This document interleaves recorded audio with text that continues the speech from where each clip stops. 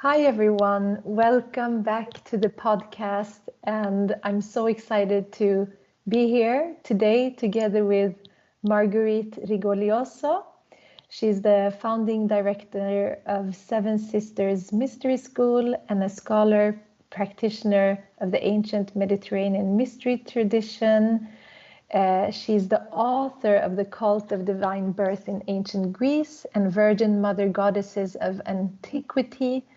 And she's the foremost authority on the history of virgin birth and the author of the bold new book, The Mystery Tradition of Miraculous Conception, Mary and the Lineage of Virgin Births.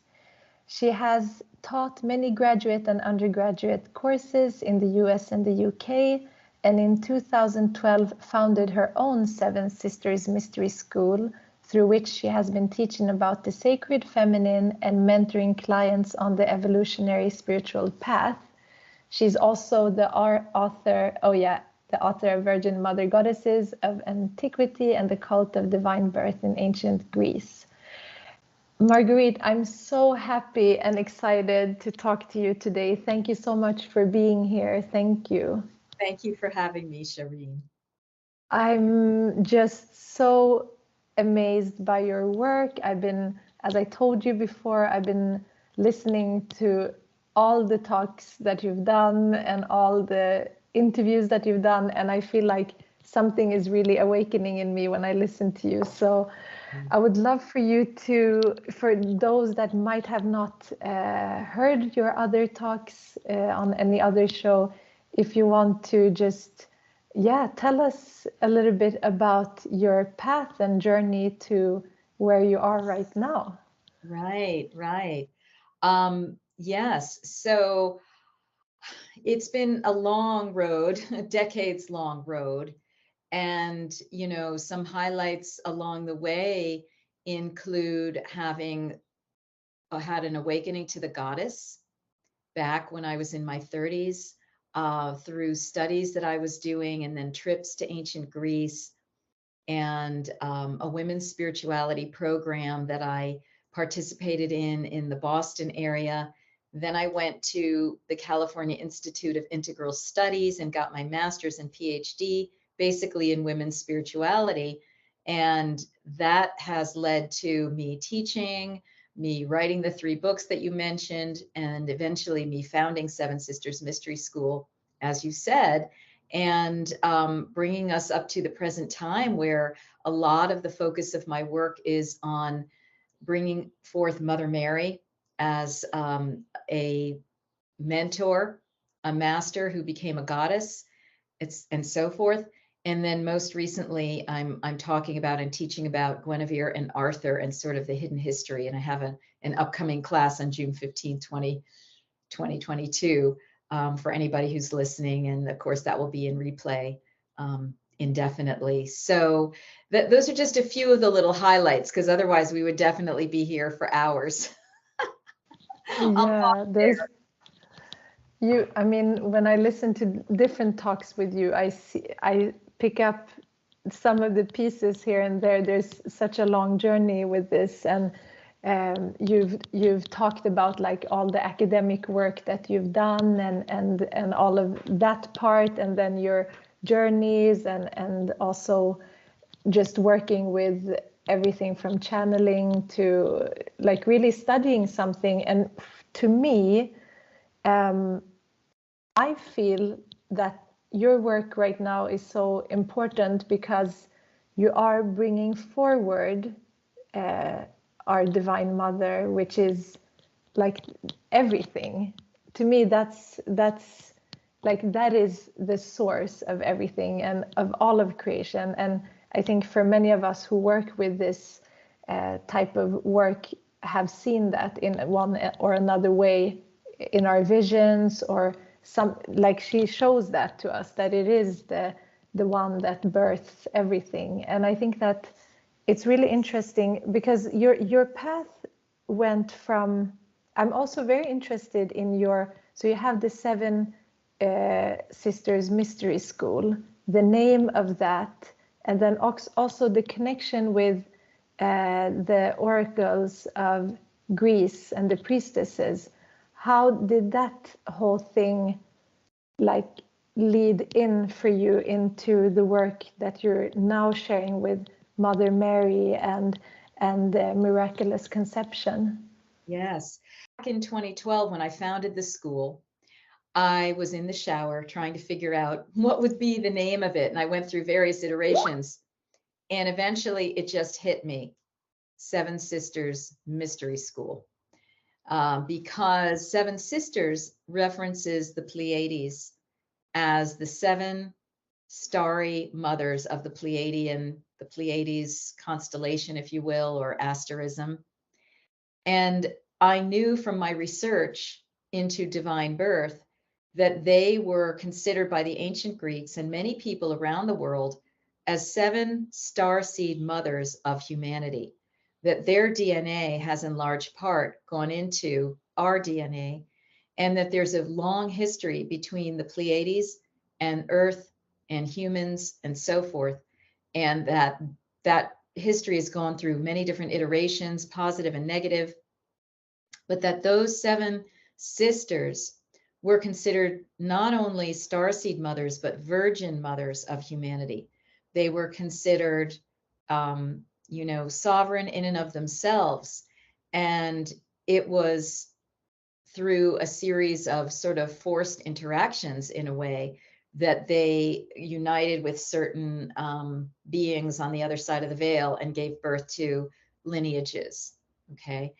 But they are associated with virgin birth.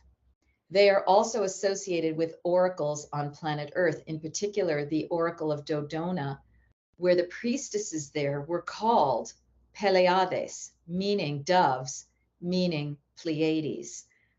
The word Pleiades and Pleiades and doves are identical, because there's a story in ancient Greece that these star sister beings were also considered doves, or they became doves at a certain point. So this is telling us that the Oracle of Dodona, for example, was a place where the priestesses were channeling information from the Pleiades. And then, of course, there's the more famous Oracle of Delphi, which has a kind of a different lineage in terms of who the priestesses were channeling. But also what I find is that Dodona and Delphi, the names of the priestesses and their children were all divine birth stories. These were miraculous conceptions by them having sort of an astral sexual encounter with various males, which is along the trajectory of divine birth from like pure parthenogenesis or virgin birth, like Mother Mary, without any male actor at all the way to, tantra of a king and a queen. So there's a whole series of things that, and an evolution of that practice that I talk about in all of my books. So that also, again, ties in Mother Mary, because when I started researching divine birth and understanding all the many connections in antiquity in the Western Mediterranean, in the Mediterranean world, but throughout the world, I began to understand that the scope and the importance of the divine birth function as a practice that high holy women would use to bring specific avatars to the planet to help humanity. And therefore, by looking at that material in ancient Greece, I was able to understand Mother Mary a lot more comprehensively and get a real picture of what she was up to. And that's what I offer to the world in my latest book, The Mystery Tradition of Miraculous Conception. And then moving forward to King Arthur and Guinevere, while I was researching virgin birth, I came upon their stories. And in reading them, I realized there are several divine conception and divine birth stories there. And so I'm bringing that into the picture now with my latest work and my class. That is really, really interesting. So did that happen on like an intellectually scholar level, that you started reading and seeing connections, or was it also coming to you on a different level, like in your consciousness with King Arthur? And I would love to learn more about this these stories and the energy behind it as well, if you want to share. Yeah, I mean, so the question was, did it come intellectually or intuitionally? So for the first time I really understood virgin birth was in 2001. I was standing in my brother's apartment and I had just read a book in Italian called Meteres, Mothers, by Anna Maria Corradini. And she was talking about the Demeter and Persephone relationship, the mother-daughter goddesses, and how basically Persephone was born parthenogenetically from Demeter. In other words, in a virgin fashion. This is a story older than Zeus coming and raping Demeter and so forth. And the way she was talking about this and kind of matriarchy and all of that, I just had this intuitional flash that was almost like when I had used sacred medicines. It was that strong. And I just went tilt and I just thought, oh my gosh, virgin birth is something that's real. So when I started investigating priestesses of ancient Greece with the idea that I was going to write a major work on all of the mentions of ancient priestesses and really study what they were about and so forth, I had that hypothesis in my mind and I started finding a tremendous amount of information to back it up, that virgin birth was real and who the priestesses were that were involved in this, where they resided in historical texts, where they resided in what they call legend, which I think are a form of history, where they reside in myth, which I also think are a form of history. So it began as an intellectual exercise, but along the way, I had a few ceremonies using sacred medicines where I got other levels of downloads. More than that, though, was my intuition while I was writing. I would be typing or I would be reading, and I would get more and more downpours, things that I would intuit, and then I would have to go and find evidence for it in the literature. So it was really like a figure eight kind of process where I was using intellect and intuition. So I'll pause there and see what you'd like to look at next. Yeah. And was that also the case with Arthur and Guinevere in the same way? So with Arthur and Guinevere, I had always been somewhat aware of their story, and it always resonated with me because it's in Western culture, right? At some point, and I think, I'm not sure if it was while I was doing the research on virgin birth or after I published my first book, The Cult of Divine Birth in Ancient Greece, but I came upon written material. And I think one of the major ones was Sara Perini in Italy. She has a book on queens and priestesses of the Avalonian age or something like that. It might have been her book, or it might have been a few other things that I started looking into and reading.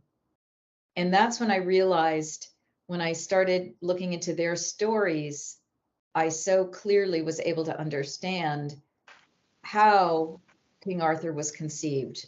You know, for example, one of the things that I learned in my work with ancient Greece is that whenever you have a story that says, oh, this woman conceived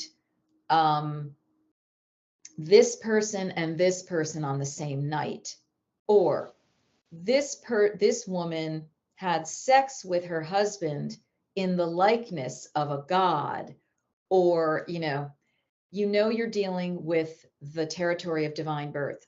So in King Arthur's situation, what you have is his mother Igraine had sex one night, not with her husband.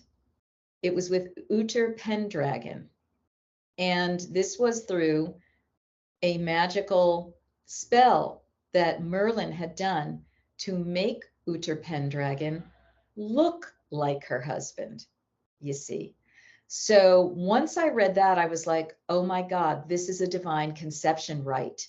This is all the shards that we have of the story. but there's far more underneath that. And when I started looking at some of the stories of the other characters and the other women, it was a whole piece of information that came through that is going to be a major part of the course, because this is partly also what connects King Arthur with Jesus in that same lineage, basically. And it's what connects Guinevere with both Mother Mary and Mary Magdalene.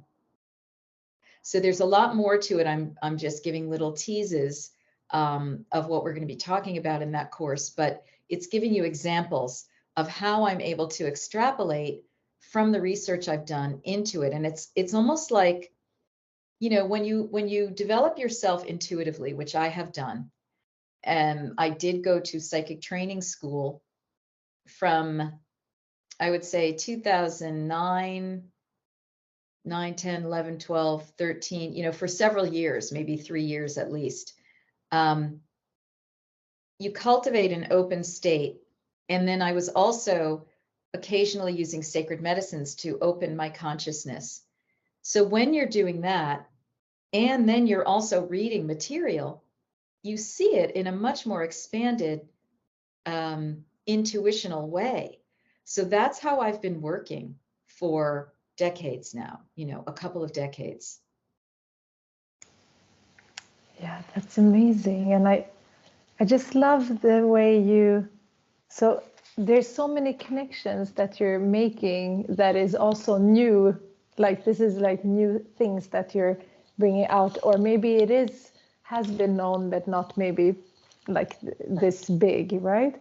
Because Yeah. I was actually, so there's two interesting things. It must have been like a month or two ago, I was on the Hay House app, and I saw this book about Anna, the grandmother of Jesus. Yes. It's the channeled one that you've been speaking about. And I actually started listening to this. So somehow it's all connected. We're like connecting together through these. I didn't even realize like that you would speak about that. And then in the book, and in your talks, you talk about, so what I love is that now we have moved into like even further forward in the timeline from when you speak. I'm just looking in the book.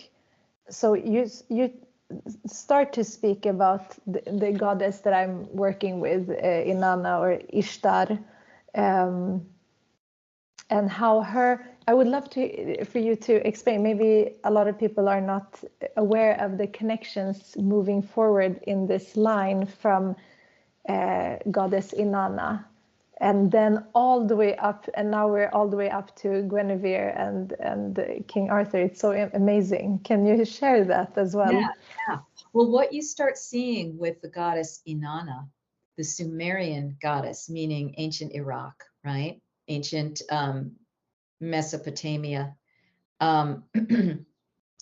There were priestesses of Inanna who engaged in sacred marriage rites with priest kings. And there's not a lot of literature to look at, but there is some. And there's a really wonderful anthology called Sacred Marriage or Sacred Marriages. It's an anthology. I'm not recalling. I could go. It's right over there. The authors are right over there. But they have articles that look at some of this material, and then I developed this a bit in my book, The Mystery Tradition of Miraculous Conception, when I talk about Anne, and I talk about their predecessor, Sarah, the biblical mother of Isaac, the biblical wife of Abraham in the Hebrew tradition. And by looking at that ancient material of priestesshoods of Inanna, the Naditu priestesses, the En priestesses, you know, these are some of the names of them, the titles that they were given, I'm able to understand them in the context of divine birth priestesshoods and what they were doing, and how Anne's predecessor, Sarah, going back at least to 3000 BC, perhaps, was probably an En or Naditu priestess. And I go through all the evidence that Savina Tubal has written in her book, Sarah the Priestess.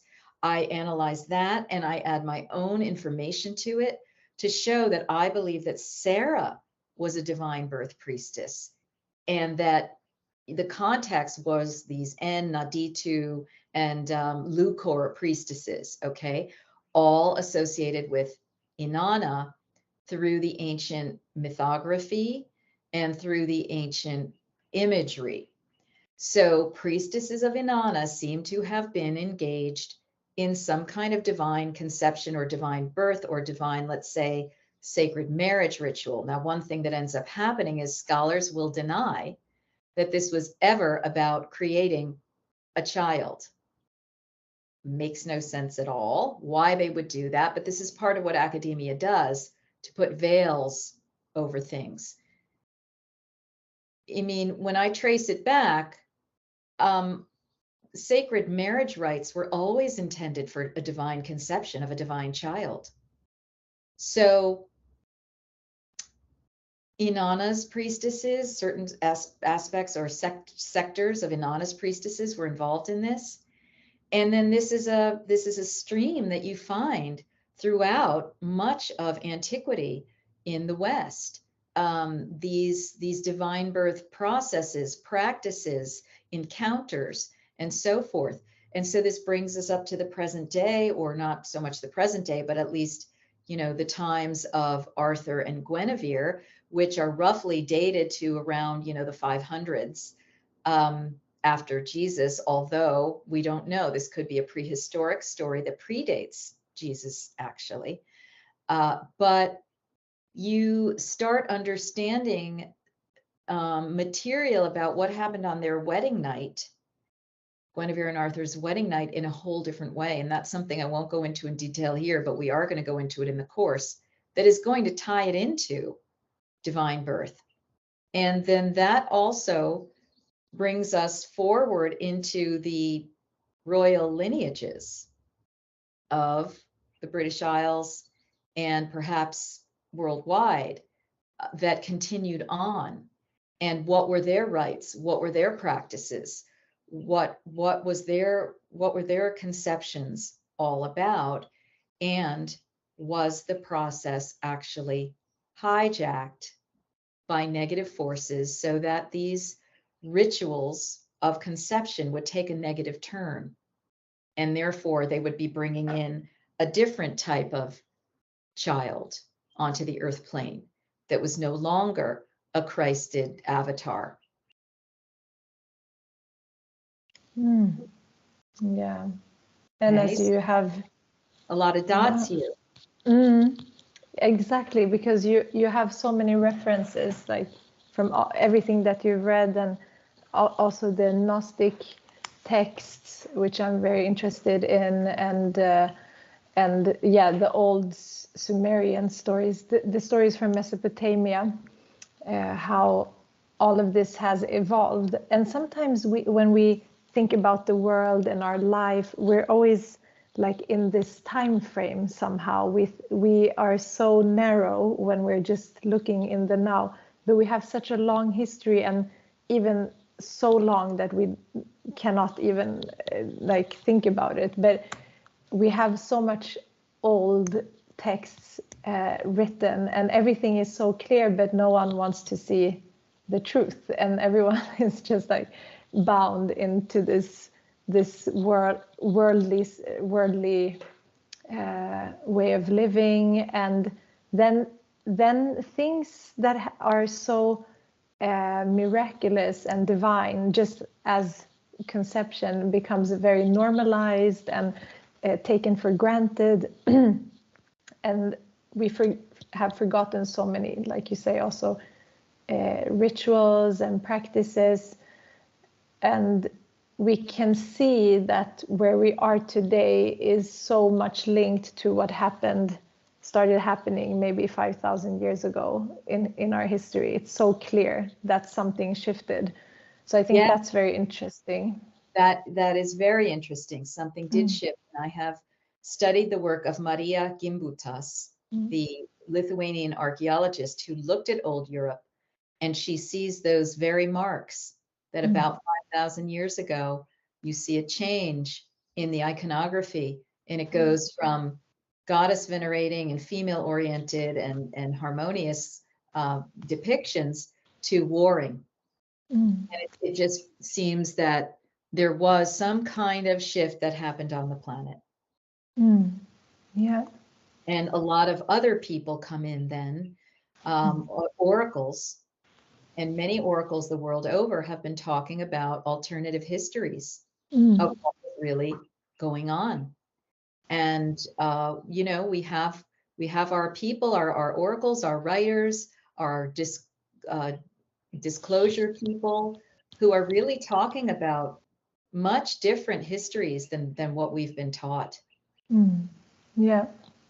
And exactly, because just because we have learned a certain type of history doesn't mean that it's correct, because Yeah. the history books are kind of like the news we're watching. It's not that accurate No, sometimes. it's not accurate at all. In fact, Yeah. it's specifically injected with programming Mm, on the part of these negative forces that came in and mm, just figured out what institutions they needed to take over in order to get this different history promulgated and perpetuated mm, through the academic means. mm. Yeah.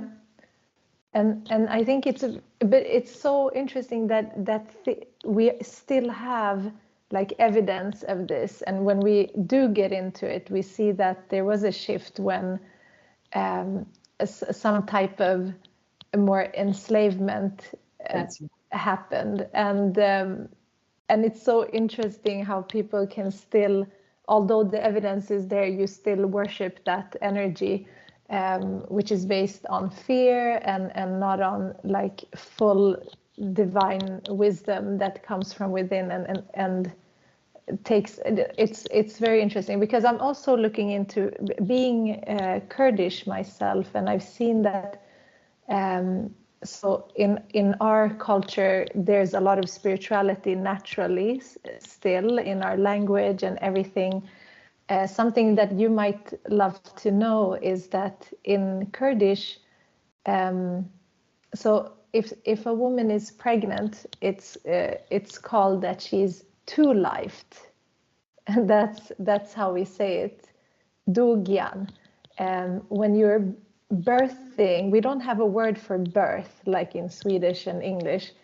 The birth is called to come from the mother, to come of the mother. So wow. if you say like happy birthday, it's like happy happy day of coming from the mother. So language also, like how has language evolved to hinder us to understand how like That's that. Yeah. right. It locks us into certain concepts and it Mm. erases others. Yeah, exactly. Yeah, so interesting. And also when you look at these ancient stories, it's so clear that there has been, and also the depictions, if we just look at depictions from like when we look at Ishtar or in Egypt, like all of these, you can see that it's always like hybrids of different, like look, it looks like a person but with other types of traits, and it's Yes. so it's so visible that it might have also been, as ancient culture says, and also as tribes still say, that it's also beings from other worlds that Yes. have visited us. And it doesn't mean that they have stopped doing that. It's still Yes. going on, but in different ways, right? Exactly. I mean, really good point. We have visual evidence right in front of our eyes for various Mm, things um, in so around the world in the archaeological record. And yet everyone just brushes it off in academia as, oh, a mythological quote depiction, as mm, though it's not real, as though it didn't have three-dimensional reality. And so this is again how the obfuscation continues, how things are hidden. And then when there are scholars and people who try to provide alternative views, they're laughed out of academia. So they have to go outside of academia, and they will find their audience. But, you know, academia is just a place, by and large, where the mystery, the magic, and the interdimensionality of things is taken out of the picture. Yeah, In favor exactly. of five senses kinds of excursions. Okay. Yeah. And three-dimensional adherence to three dimensions. That's the norm. We have created norms around so many things, and that's also a large part of the Western world is definitely under that. Yeah, that's how it still is, because it's also been like that for generations. Lost connections with nature, with themselves, and like a deep culture. And that has happened not because people are, it's like almost like people have had no choice. It's like a survival mechanism as well, because it's like an integrated fear to go against that. Yes, and also because everybody is controlled through the money magic system, what Michael Tellinger calls the Babylonian money magic system. Yeah. Identifying precisely that portion of the world that you're talking about, because a lot was going on there. Some was positive and some was very, very negative. And so, you know, in some senses, we have to take a look at all of it now and say, what is actually being depicted here? And do we want to be with that goddess or that god? Or, you know, so when everybody gets enslaved into a monetary system, then the pressure is on, and there's no time or energy to be open to anything except for making money so you can eat. Survive. When you take the land away from farmers or make it so that they can't do the barter and exchange that they used to do to keep themselves alive, and you know, it's really taken the power away from human people. Yeah, definitely. And also recently, I was doing a internship for UN Women, and we had women, the indigenous women of the North, speak about the importance of the wisdom and knowledge that women hold in these indigenous cultures to preserve the nature, and that, like, when all the power has been given away or taken from women, it's really become very unhealthy, and we've forgotten. Maybe that's why also I'm thinking about something that you have spoke about when it comes to the mother, which came before everything. So we focused for a couple of years on different archetypes of a woman, and this doesn't mean that all women will be physical mothers. It's not that, but it's that we are all connected. Women are 100% connected back womb to womb, like it's womb to womb to, like how far back we don't know, maybe from the universal womb who just somehow created the physical womb. And I think that's so powerful, and you work with that system as well. I think that we see that how the imbalances outside of us have created so much imbalances within us. And I actually just graduated with a master's in sexual and reproductive health and rights, and that's also a really important topic when it comes to how healthcare has also disempowered women. We have also women going through different reproductive issues and disconnected. And you've done a lot of work around that. What do you think is important to work, because now you're also connecting us in this new program to the Christ Sophia and that whole wisdom. Like, how does all of this come together with the womb work? And right. Well, one of the bodies of knowledge that I've studied and become certified to teach in is the Holy Womb Chakra system that a Hindu saint named Sri Kaleshwar kind of retrieved from the ancient manuscripts and brought into the modern day in the early 2000s. He crossed over and had his samadhi in 2012 at 36 years old. But prior to that, he consolidated these teachings about the Holy Womb Chakra. The Holy Womb Chakra being part of it, but also its own thing, separate from the second chakra, and also a universal chakra that that exists, you know, in the astral plane or in the universal sense of it, that belongs to what he called Mother Divine. And that, you know, Mother Divine is the supreme creative energy of the universe. And, you know, he talks about the relationship of the various universe origin stories that, you know, one is of Mother Divine, one is Shiva, one is, you know, but it all comes down to that really the mother womb is the center of everything.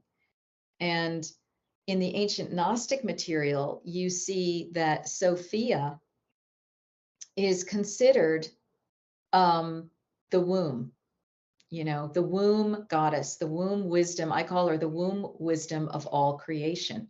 So she is a manifestation of this divine mother energy.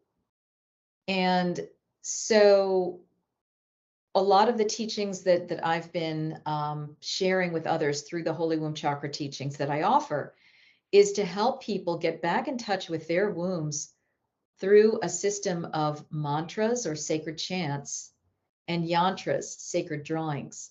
And through working this process of these sacred Sanskrit chants, you bring a vibration into your life and you're able to clear heartache. You're able to clear energies from previous partners. You're able to clear energies of unwanted touch, etc. And what he calls purify your womb so that it can be empowered, you know, connected again back up with Mother Divine, because it's basically a replica of Mother Divine, and that you can do magical things with it, like create sacred children, like do healings, like, you know, do other kinds of magical work and so forth. So this is an important part of what's been missing is, you know, the mystical attention to the womb, the energetic attention to the womb. We've just got the medical establishment that where it's all about, you know, the three-dimensional womb and what you do with it, what you don't do with it, childbirth, blah, blah, blah. But he's got a whole bunch of mantras that you can also use before, during, and after childbirth. And that lends a magical blessing and benefaction to the birth process, or the coming out of the mother process, as you would say, coming from the mother. And so these are pieces of what we all need to put together again. And the Sophia Christ consciousness is really, you know, the unification of the masculine, feminine, divine power that is described as, you know, Sophia feminine, Christ masculine. Those are just two terms that can be used. You can use Shiva Shakti, you know, whatever it is. But this particular, when we talk about Christ Sophia consciousness, we're also talking about the evolution of the human heart, you know, and the connecting really up of the whole entire template, or the original divine human template That's what we're aiming to awaken here. And so it's a pathway of love. It's a pathway of consciousness. And I do believe that the beings of the great time of Avalon were ultimately at the foundation, were connected with this. And that this is what we are needing to connect back up with again. So we are resurrecting these energies in their clear way for the now time, the critical now time, where so much negativity is going on, so much attempting to control humanity. We really all have to become very conscious now. And that's why I'm teaching about Guinevere and Arthur now and how they connect with Mary, Jesus, and the Magdalene. That's amazing. And when will the course start? Yeah. It begins live June 15th, 2022. And we have 4 live classes, 4 Wednesdays in a row. And it will be available in replay for anyone who can't see it live, and for anybody who's listening or watching after that window has been completed in July. It will remain on the Seven Sisters Mystery School site as an on-demand course. And you just go to 7, SEVEN, sisters, plural, mysteryschool.com. And you can always find it under the drop-down menu for online courses. I will link to that in the show notes for everyone. And what else are you offering that is, I know, but you can tell the listeners. Oh, I mean, my goodness. The other thing that we have going on live is the monthly Mother Mary Love and Empowerment Circle. And that's a very profound experience and process. The 3rd Thursday of every month, we join together on Zoom. And that has been going deeper and broader, where I bring in the energies of Mother Mary and do a transmission that is a journey or meditation or process with her that she's bringing us. Each month I do a different theme, and that's followed by some group sharing, and then an oracle by me in answer to other people's questions that's inspired by Mother Mary. So that's a wonderful thing for a very low subscription price. People are interested in that. You can also find that on the either online courses, or it's on the homepage now of Seven Sisters Mystery School. So those are the 2 live things right now. Of course, I offer private one-on-one sessions, and we have a bundled package of courses called Mastering Mary's Holy Womb Mysteries program. So that consolidates the Holy Womb chakra teachings I was talking about, a deep course on the Mother Mary mystery teachings, and some other things on divine birth and the womb of creation. And then that has a live 3 times a year component that I offer, which is coming up in July, actually, end of July. That live call will be coming up with that package. And I will shortly be starting to offer a mentoring program along with that, so that people can really come in and integrate the material and be a little bit guided in a way that makes sense for them. So those are just some of the things. There are other things, but those are the headlines of what we're offering.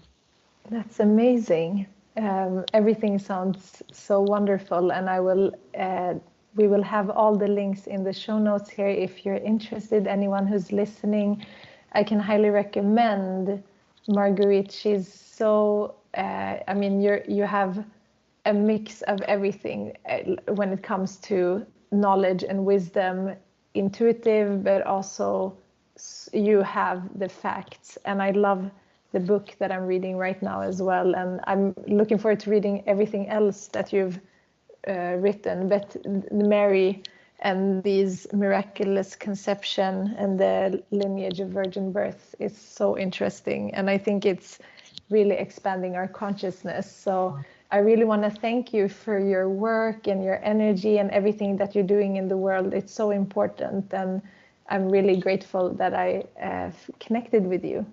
Oh, yes, you're welcome. And thank you, Shereen, for yeah, this has been, several decades being woven together of my explorations on many dimensions, as well as my 10 years of directing Seven Sisters Mystery School. It's 10 years now, 2022. Oh. So yeah, there's a lot of threads that are now being woven together Yeah, in an definitely. ever more intriguing tapestry, shall we say. Yeah.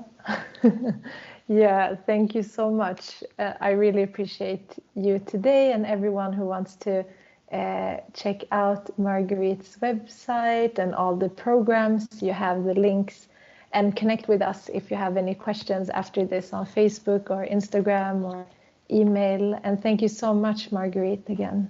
Yes, thank you. Thank you. Bye for now. Bye.